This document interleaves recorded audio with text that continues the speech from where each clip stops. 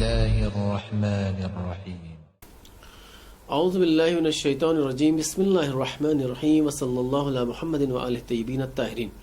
ناظرین گرامی، ہماری تقریر کا موضوع اصحاب امام حسین اور اصحاب امام زمانہ کے درمیان کیا اشتراکات ہیں اور کیا مماثلت ہے۔ آج میں جس صفت کو بیان کرنے چاہ رہا ہوں، جس خوبی کو بیان کرنے جا رہا ہوں اصحاب امام حسین اصحاب امام زمانہ کی، ان میں سے ایک صفت ہے زہد کی۔ چاہے وہ اصحاب امام حسینی ہو یا اصحاب امام زمان، دونوں کے اصحاب کے درمیان جو ایک بہت ہی اہم خوبی تھی اور نمایاں صفت تھی، وہ زہد کی تھی۔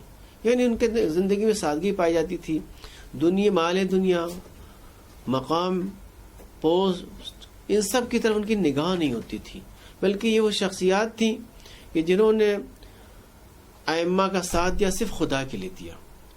چنانچہ ہم دیکھتے ہیں کہ اصحاب امام حسینی میں تو سبھی سادہ زیز تھے، سبھی جتنے تھے سب دیندار تھے، متقی تھے، پرہیزگار تھے۔ انہی میں سے ایک شخصیت ہے کہ جن کو ہم اپنا آئیڈیل مانتے ہیں، وہ حبیب ابن مظاہر رحمۃ اللہ علیہ کی شخصیت تھی۔ حبیب ابن مظاہر سلام اللہ علیہ یہ ایسی شخصیت تھی کہ جو سادہ زیز تھی۔ انہوں نے امام حسین علیہ السلام کو خط بھیج کر کے کوفے کی دعوت بھی دی تھی، لیکن جب کوفے والوں نے عہد شکنی کی تو یہ خاموشی سے کوفہ چھوڑ کر کے امام سے جا کر کے مل گئے اور روز عاشورہ جو ہے شہید ہو گئے۔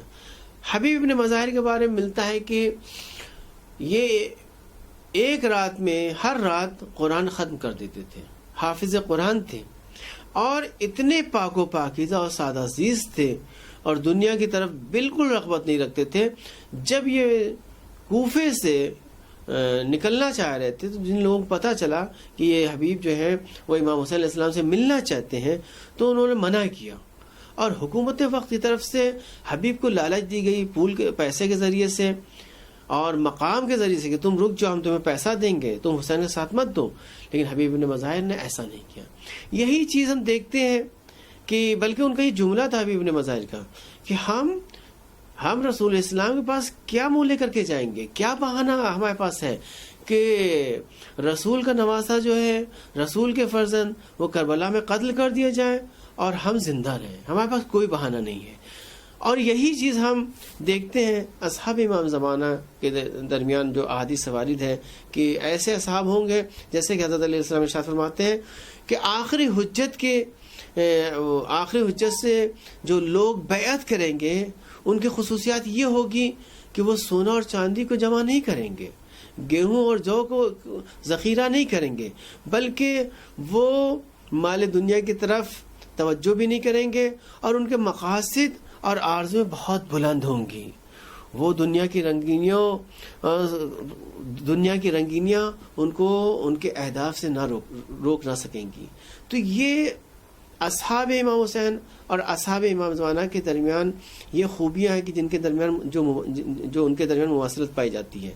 تو ہمیں جو ان سے سیکھنا ہے وہ یہ کہ جب ہمارے جتنے بھی ائمہ ان کے جو اصحاب ہیں ان کی یہ خوبیاں ہیں کہ وہ سادہ زیز تھے، وہ متقی تھے، پرہیزگار تھے، تو ہمیں بھی یہی خصوصیت اپنے دل میں اتارنی ہے، اپنے وجود میں اتارنا ہے۔